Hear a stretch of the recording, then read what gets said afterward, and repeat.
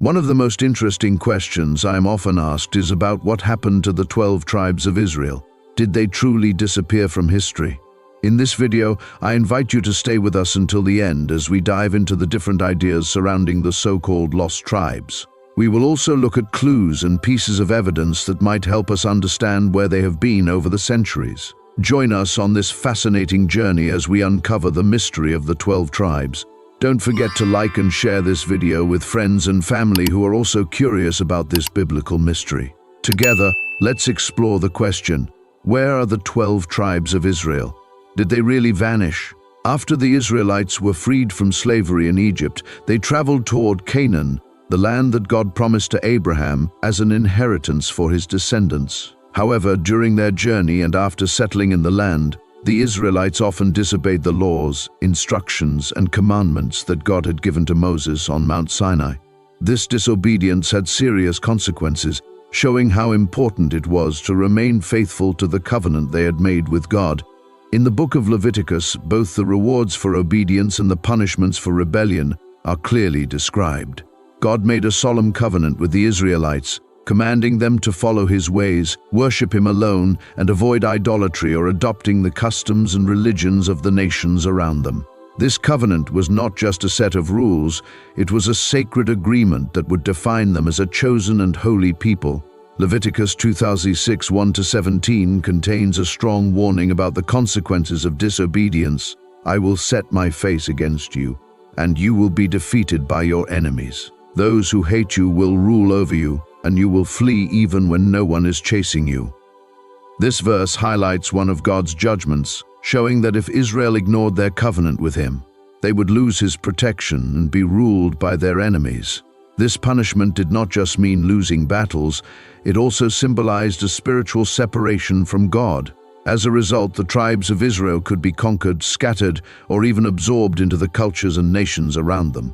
This pattern of disobedience followed by judgment appears repeatedly in Israel's history, reminding us how essential it is to remain faithful and obedient to God in order to receive his blessings. In verse 25, we find more details about the punishment that God declared. He warned that he would bring enemy nations against Israel, sending the sword to enforce his covenant. Even if they tried to take refuge in their cities, he would send plagues among them, and they would ultimately fall into the hands of their enemies. The tribes of Israel had broken their covenant with God by turning to idolatry and adopting sinful practices common among other nations in the Middle East. Because of this, God allowed them to be conquered by neighboring nations that took control of their land. History confirms this, as the last kings of Israel, described by the prophet Hosea in 8:4, were seen as illegitimate rulers and usurpers of Israel's throne. When the tribes strayed from God and engaged in idolatry, he handed them over to rival nations that sought to dominate the region, turning them into subjects of foreign powers. This period of decline played a significant role in the history of the 12 tribes of Israel, leading to their dispersion.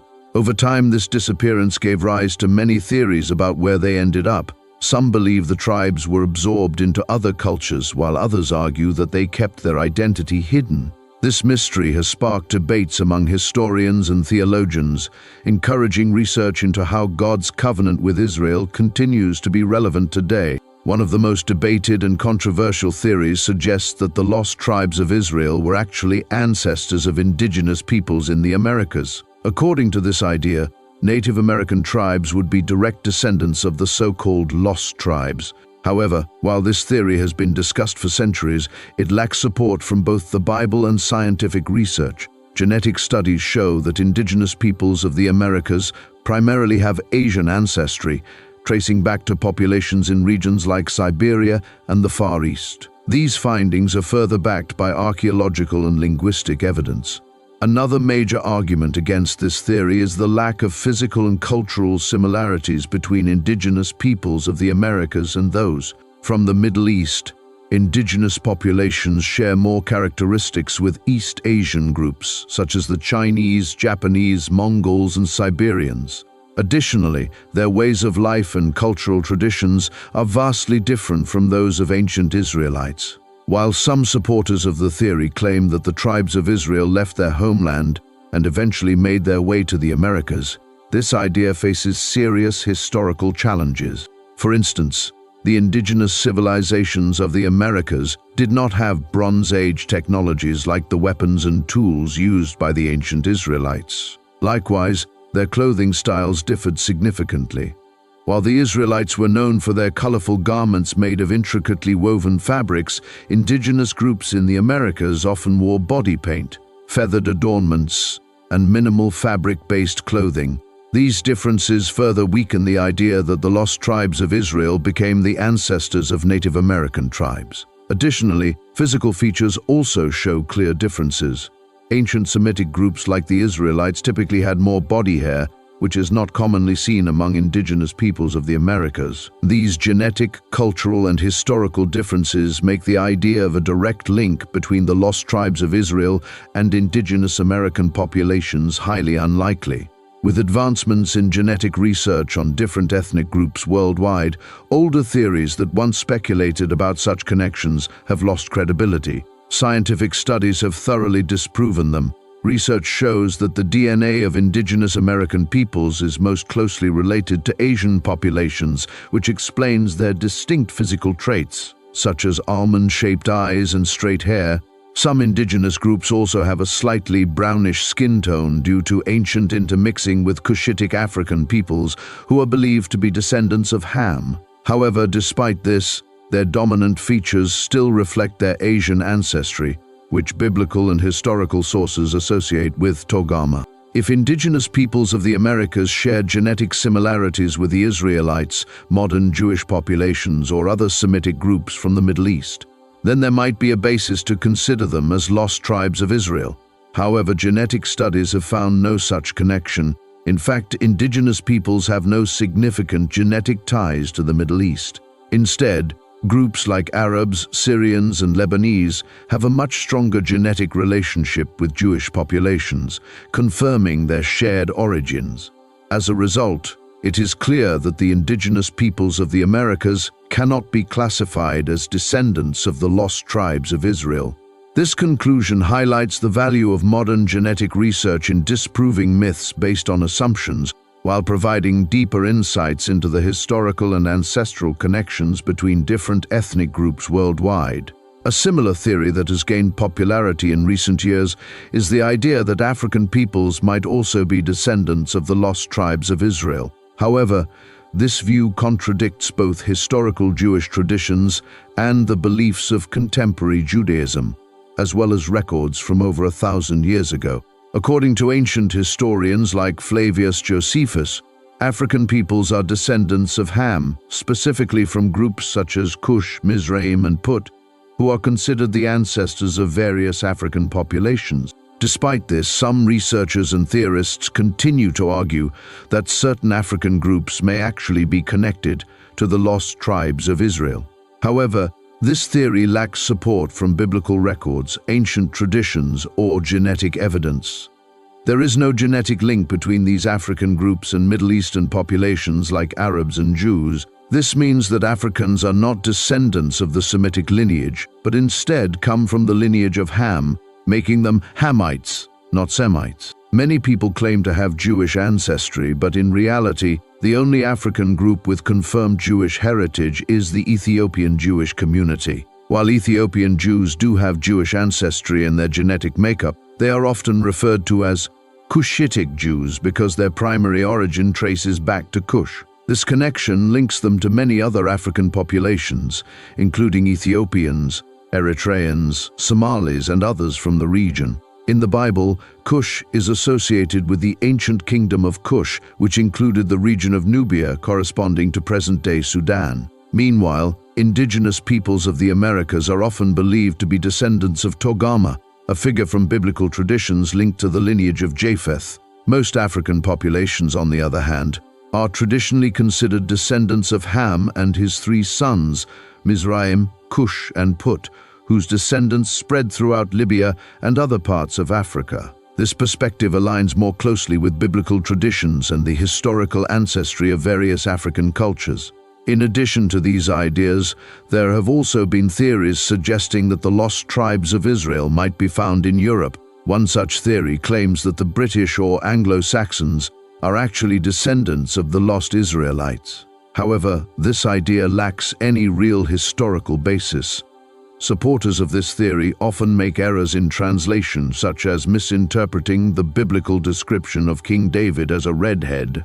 In reality, the original Hebrew word used describes a person with reddish or sun-tanned skin, not red hair. Therefore, this theory has no reliable linguistic or historical foundation and does not match the traits of European populations, including those with blonde or red hair. Ultimately, many different theories have emerged over time, claiming that the lost tribes of Israel were actually indigenous peoples, African nations, or certain European groups. However, these ideas are nothing more than myths or urban legends. These extra-biblical interpretations, often based on misunderstandings, have been widely debunked by both modern genetic research and biblical analysis. The idea that indigenous or African peoples could be lost tribes of Israel does not hold up, especially when we consider that advanced indigenous civilizations in the Americas, such as the Mayans, Aztecs, and Incas, were already thriving long before the formation of the Israelite tribes and the children of Jacob. Additionally, African populations are among the oldest on the planet, existing long before the emergence of any Hebrew or Israelite groups. The descendants of Cush, Mizraim, and Put had already established themselves in various regions of Africa long before the people of Israel came into existence. The big question that often comes up is, where are the lost tribes that have been mentioned throughout history? In 722 BC, when the Assyrians destroyed Samaria, the Israelite tribes were taken away and exiled to Assyria. It is important to point out that at the time of this deportation, Assyria was engaged in direct conflict with Egypt. This means that the tribes were never sent to Africa. If they had ended up in Africa, the only possible way would have been through Egypt, which was under Egyptian control. However, since the Assyrians and Syrians were historical enemies of Egypt, they kept the Israelites within their own territory, preventing any escape to the south. Is there any biblical evidence that suggests these lost tribes remained in Assyria, Syria, or other parts of the Middle East? Yes, there is. In 2 Kings 17 verse 6 we read, "In the 9th year of Hoshea, the king of Assyria took Samaria and carried Israel away to Assyria.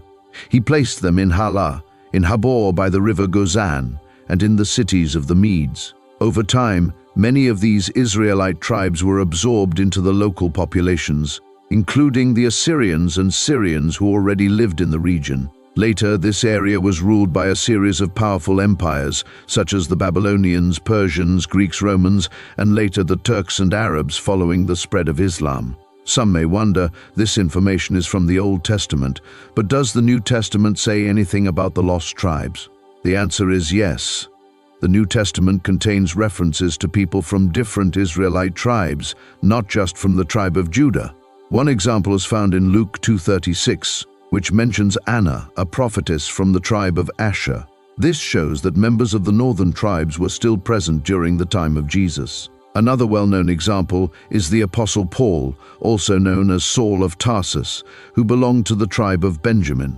Although there are several other mentions of different tribes in the New Testament, these examples illustrate that the Israelites were not completely lost. Instead of disappearing to faraway lands, they remained in the Middle East, where they experienced various conquests and, in many cases, drifted away from God, falling into sin.